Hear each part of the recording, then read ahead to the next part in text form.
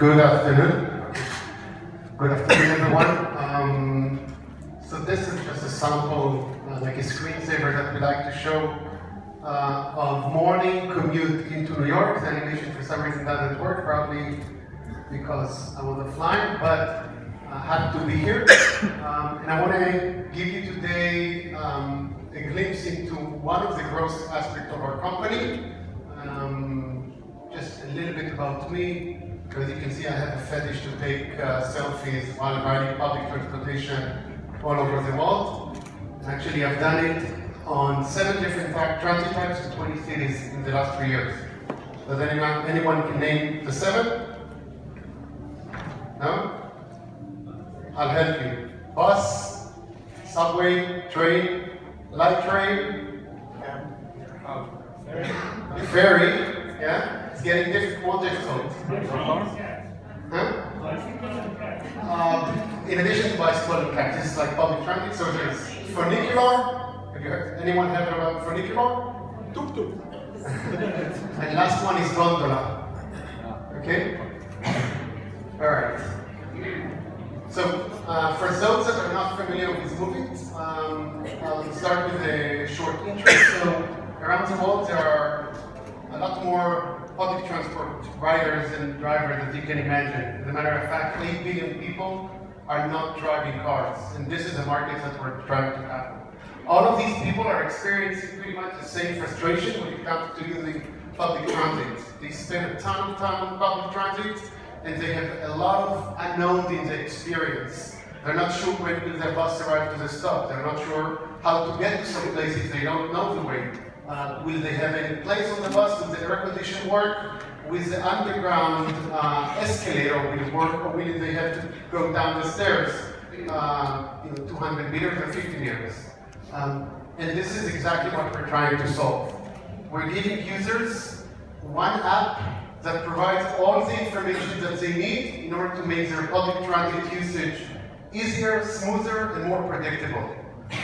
The source of data, in our case, is a combination of information that we get from authorities, like schedules and POI. Sometimes we also get information that's more dynamic, like location of the buses in some places where we have access or alerts that are very dynamic. And what's extremely fundamental for Moovit is our crowdsource component. So our users can contribute a lot of different data that will help others be more informed about what's going to happen. And this is one app available for Android, iPhone, now also on the web, that provides trip planning, real-time data, mobile payment, alerts, and more. This is how we started. We actually expanded to more than just public transportation, and now we include more means of transit, such as taxi in some places. And in Israel and Rome, we also introduced carpooling as another alternative to public transportation for users. In terms of some numbers, we are reaching now 50 million users, huge milestone for us. We've been around since 2012, so in 4 years, grew from 1 million to, for nothing basically, but to 50 million users. Our service is available in 47 languages. This is one important aspect if you're thinking about growth. Definitely localized. This is not what I'm going to talk about in details, but for us the rule is very simple. Anytime we open a service in a new country where a certain language is spoken that we've not localized yet, we're not waiting for a single user in order to translate the app and localize it. The app is immediately going out, localized, and one data point that we're very proud of, and I want to talk now, is how the hell did we get to 1,200 cities? Imagine how many cities are in the world with 1 million population? Anyone knows? But we're far below. So this is how we started. I'm going to take you back in time. In early 2013, when users downloaded Moovit, and if they were in locations that the service is not available yet, this is what they got.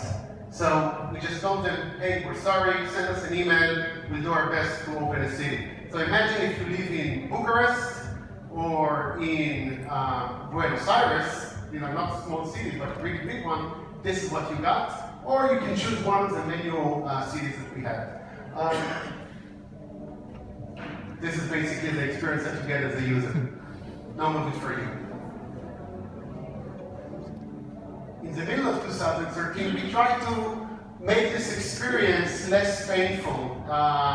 So we added kind of a smiley dude, and we let the users know that we'll do our best to add the city, but if they actually want to get notified when we're going to launch, they should put in their email address. And this is basically what we got. Started getting emails, and Leo, that's filming me right now, sent me this email back in 2013. He used to run our Brazilian operations, now he manages our community program, and he analyzed the one-star reviews to check what's the most prominent reason for those one-star reviews. 60% of the users said that they ranked us 1 star because their city was not available in the app. Really, big red flag for us.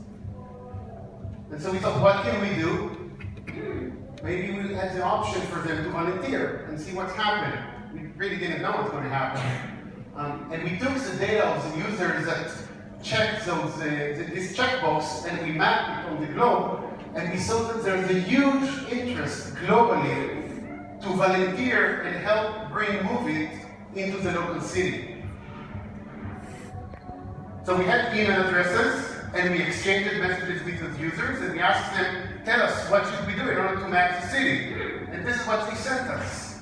A lot of PDFs with the bus lines information in their city, and some users even indicated, as this user on the left, you can see what we highlighted in green, that these stations have moved recently, and he even provides this local knowledge.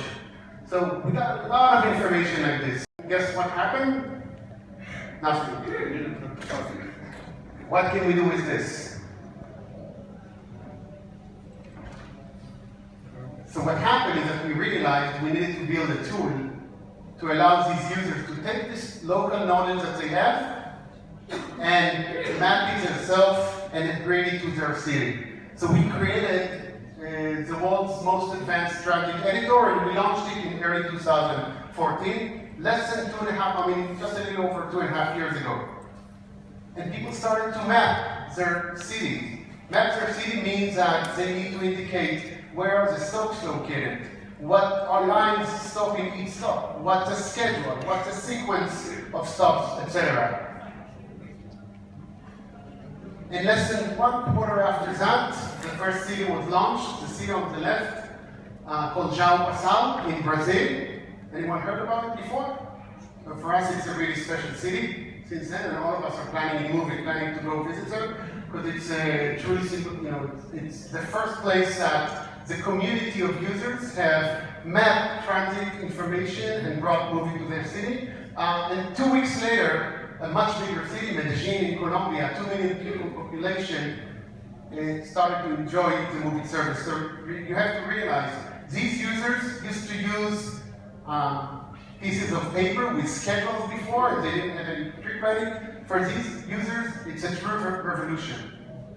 And so what I can recommend to you as a short takeaway is really listen to the users, analyze what was happening, and start throwing out like pasta on the wall, and what's going to stick. When it sticks, it means that it's ready. Then we got to look at some metrics and see what's happening, and you can see that in the first quarter, over 300 people registered, and quarter after quarter, we pretty much doubled our numbers. But we were looking for something bigger to happen in terms of the number of users in order to scale and ramp it up. So we started optimizing this funnel that I showed you before. And you can see how very small changes to the funnel have made really big differences. So we started by, instead of saying get notified, be more specific and say help volunteer on the button. Later on, we even changed the copy completely, and also we're very straightforward to the fact that they can join a global community of people that changed transit in their city, and each one of these changes had really big impact. Not only that, we also optimized the second step of the funnel. So initially, like I showed you before, the transit editor that we had, users contacted us, put in their email address, marked that they want to volunteer, and got an email from our support team inviting them to register.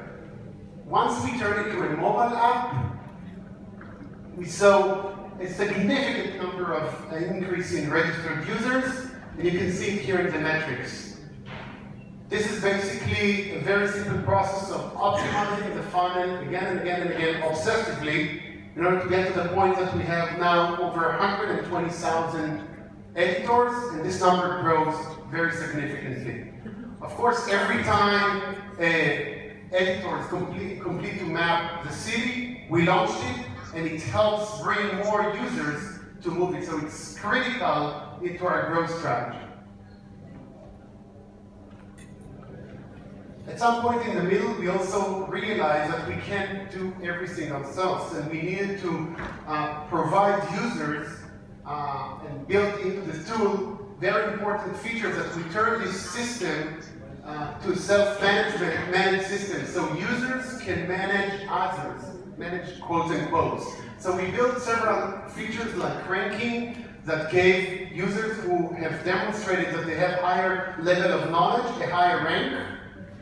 Moderation capabilities, so if a user with a low rank suggests an edit, a user with a higher rank can moderate it and decide if he wants to approve it or not. And of course, messaging, which is critical to communicate.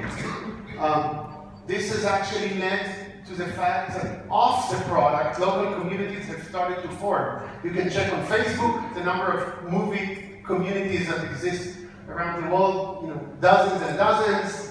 People have organized meetups that we're really not involved. They just send us photos.